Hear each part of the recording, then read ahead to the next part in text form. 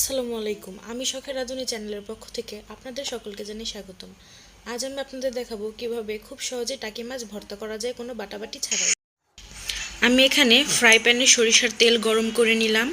এবার এখানে টাকি মাছ ভেজে নিচ্ছি। আমি টাকি মাছ খুব সুন্দর করে পরিষ্কার করে এর মাথাটা ফেলে দিয়েছি।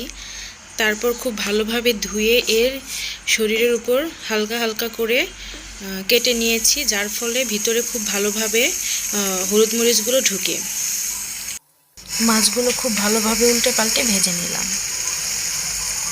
মাছগুলো ভাজা হয়ে গেলে নামিয়ে এর কাঁটা ছাড়িয়ে কিছুটা মেশ করে নিব।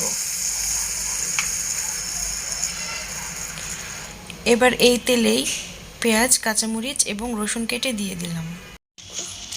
অল্প আঁচে এগুলো আস্তে ধীরে ভেজে নিব। এবার এখানে পরিমাণ মতো লবণ দিয়ে দিচ্ছি।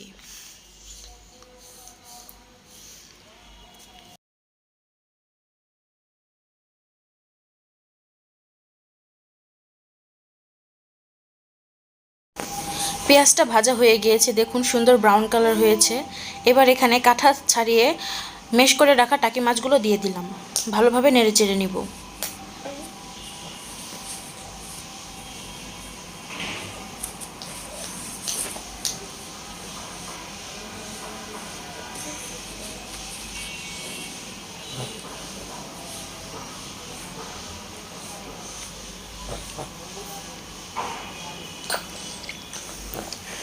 ভর্তাটা হয়ে গিয়েছে। এ পর্যায়ে এখানে ধনিয়া পাতা কুচি কুচি করে দিয়ে দিলাম। ভালোভাবে কিছুক্ষণ নেড়ে চেড়ে নিব। আপনারা চাইলে এখানে কিছুটা শুকনো মরিচও ব্যবহার করতে পারেন।